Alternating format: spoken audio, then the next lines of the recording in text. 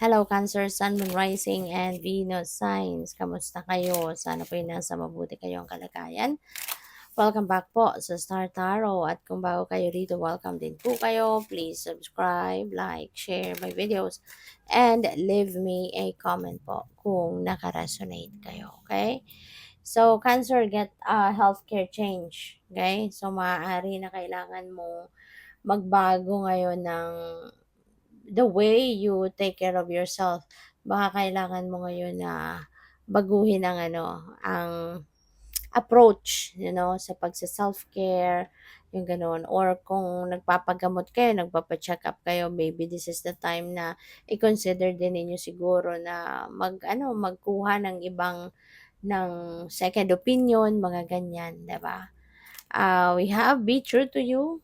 Okay? Authenticity ang hinihingi ng message na to sa'yo. Maging totoo ka sa sarili mo. Okay? Maging totoo ka kung anong nararamdaman mo, kung ano yung gusto mo, sundin mo. 'Di ba? Huwag mong dayain ang sarili mo. Kasi, 'di ba, papaano ka magiging totoong masaya?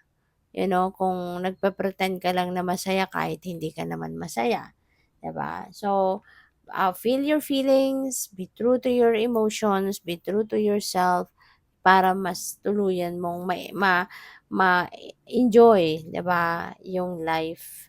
So, we have dietary change, maaaring isa ito sa mga siguro kailangan mong gawin, 'no? Maaring this is the time na you need to be more health conscious, lalo-lalo na doon sa mga pagkain, inumin, 'no, supplements na pinapasok mo sa iyong katawan. Maaaring ito na yung time para tignan mong mabuti, ano ba yung mga kinakain mo, ano ba yung mga iniinom mo, 'di ba? Make sure na they are healthy, make sure na merong positibong epekto ito sa buhay mo, magandang epekto, 'di ba? At tanggalin na yung mga kung ano man yung mga sa tingin mo makakasira sa iyong katawan, okay? Kalusugan. So we have you are stronger than you know. Okay? Paalala ito sa iyo na akala mo hindi mo kayang malagpasan ng mga problema mo, akala mo lang 'yun. Ngayon, maaaring meron kang problema na baka nasolusyonan mo agad, easy peasy, 'di ba, nahanapan mo agad ng solusyon. Kaya maaaring mare-realize mo na, "Ay wow," 'di ba, kayang-kaya ko din pala, 'di ba? Akala mo baka kasi nung una natatakot ka, ganyan. Pero tingnan mo, napagtagumpayan mo yung problemang 'yan.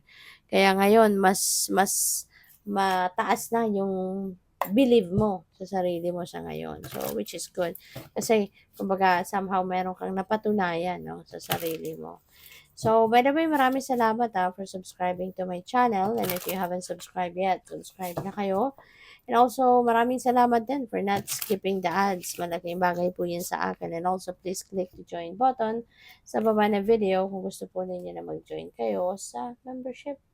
So, next message ninyo is Ace of Wands. Baka meron ditong mga bagong opportunity na dadating. And with the Eight of Wands din, talaga nagsasabi ito, no, na there are good news, wonderful opportunities coming your way. So, mayroon talaga dito mga dadating na oportunidad that could be related to work, related to career, business, mga ganyan. And ito yung mga oportunidad na po pwedeng magano, po pwedeng ma-express mo, 'no, yung inyong galing, ang inyong, talent, yung inyong skills, 'di ba, yung mga ganyan. So, baka ngayon lalabas ito, mabibigyan ka ng pagkakataon, ano, na magawa mo itong mga bagay na ito. Kung dati kasi 'di ba, nagtatrabaho ka pero that is not your dream job, yung trabaho mo, hindi mo nagagamit yung passion mo, 'di ba? Pero baka ngayon 'no, isa sa mga opportunities na kakatok sa'yo would give you that opportunity to express, 'di ba, what you love doing. So, travel also is imminent for some of you, Cancer. Maybe you're going to travel somewhere kaya mag-ingat 'no, have fun and enjoy as well. At, 'yun may mga ano kayo, may mga kailangan paghahandang gawin para sa sarili mo ngayon na you need to be ready for anything, okay? Kasi maraming good news, maraming opportunities ang puwedeng dadating sa'yo.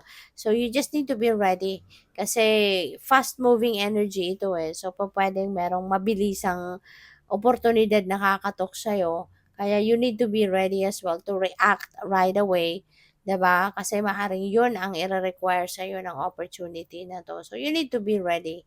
Kailangan handa ka physically lalong-lalo na and mentally, okay? So, you can look into it right away.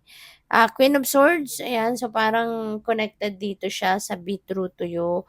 Paalala ito ni Queen of Swords, be true to yourself, be authentic, be clear with what you want to say, with what you want to express, with what you want other people to know.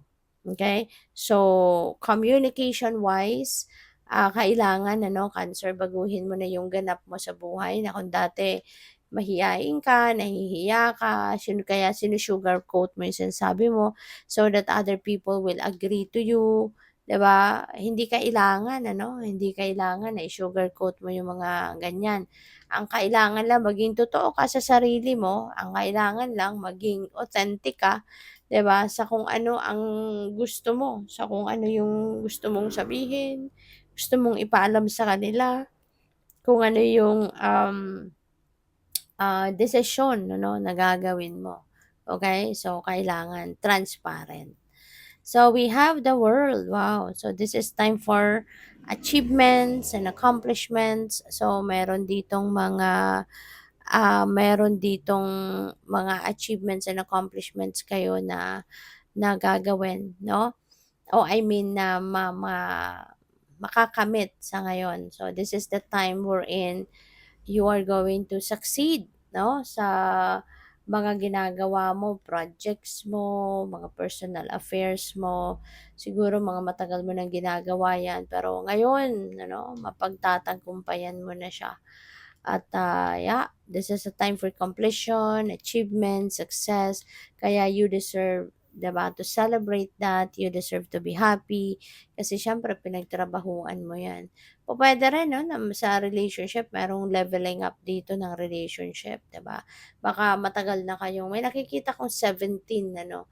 So maybe number 17 is significant for some of you or pupuwedeng 1 or 7, 'no? Baka significant 'yan sa inyo. Puwede rin na baka kunyari magjowa kayo for 17 years ano. You were 17 years together pero baka ngayon lang kayo magpapakasal. 'Di ba, puwedeng gano'n. Ganyan din ang na-pick up ko. And also, travel 'no, Cancer, talagang may pagbabiyaheng gagawin kayo.